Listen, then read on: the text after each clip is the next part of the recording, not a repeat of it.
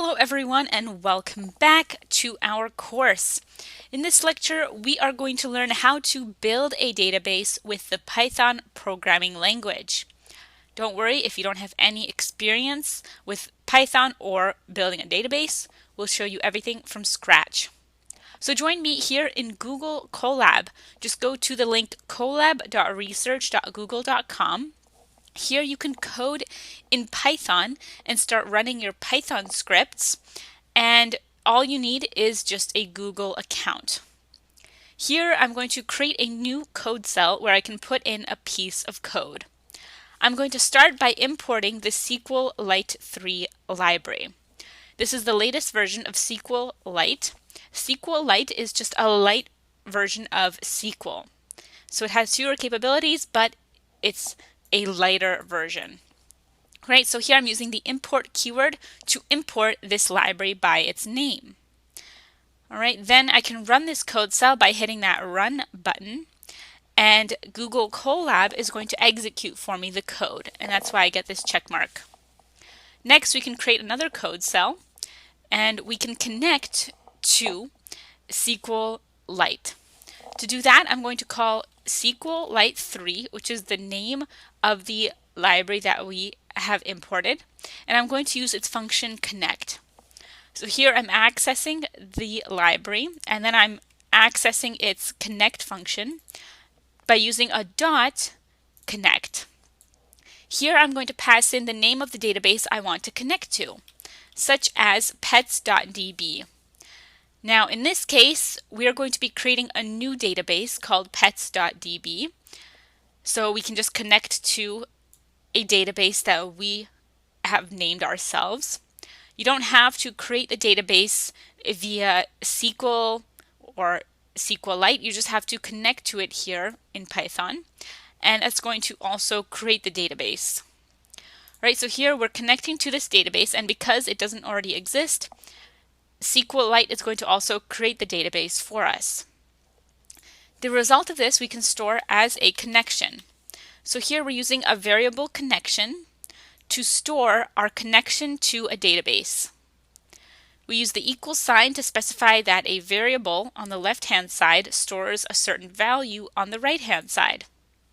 Then we can run this code cell, and we've created our variable, which means now we can use the variable. For example, we can paste out connection here, and we can see we have a SQLite3.connection object at a certain memory address. So this verifies that we were able to create a connection. Next, I am going to instantiate a cursor from the connection. So I'm going to take connection and use the function cursor. What this does is it allows me to create an object that I can use to execute queries. So with SQLite, we use a cursor to execute a query. So let's store the results of here, our cursor function, as a variable cursor. Then we can run that code cell, and we can inspect the value of the cursor variable. Right, we have a SQLite 3 cursor object. Next, we can use this cursor object to execute a query. For example, we can create a table in our database.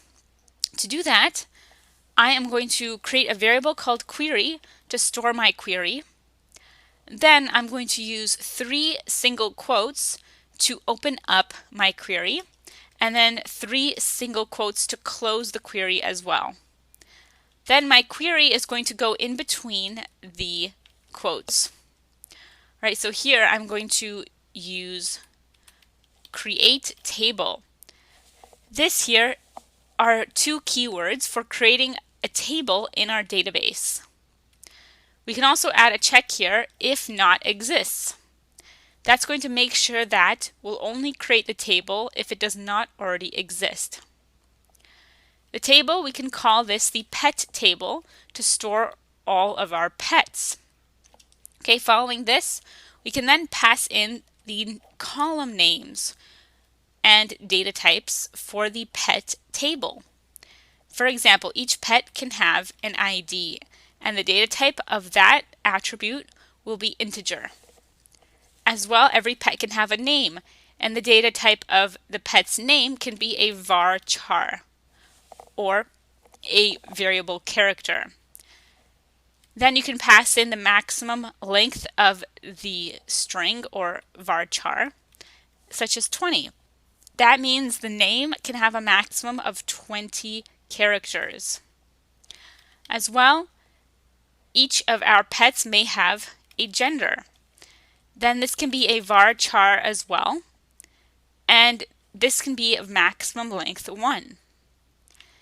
And each pet can have a date of birth. This will be a data type date. Alright, so here we have created the pet table as well as several properties for the pets. You can also feel free to add these breaks between each of the types for the properties of our pet, just so that you can now read this query a bit easier.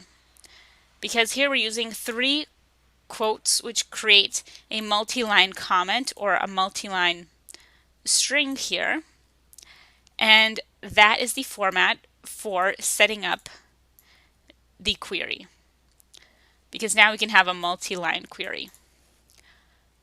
Note here that we also end the query statement with a semicolon as per convention in SQL, because here this is a SQLite query and we're just storing it in a Python variable. Next, we can send our query to our database. So for that, I'm going to use my cursor and use the function execute.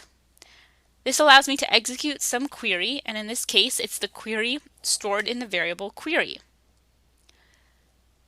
Then if I run this code cell, that is going to execute the query, which means that in my database, I now will have this table created, the table being called pet.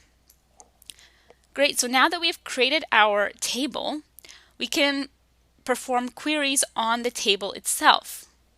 For example, we can get entries from the table, we can update entries, delete entries, and read entries, as well as create new entries. Because currently, yes, we do have a table, but we don't actually have any pets in the table. So join me coming up in our next lecture. We're going to learn how to add a pet to our pet table.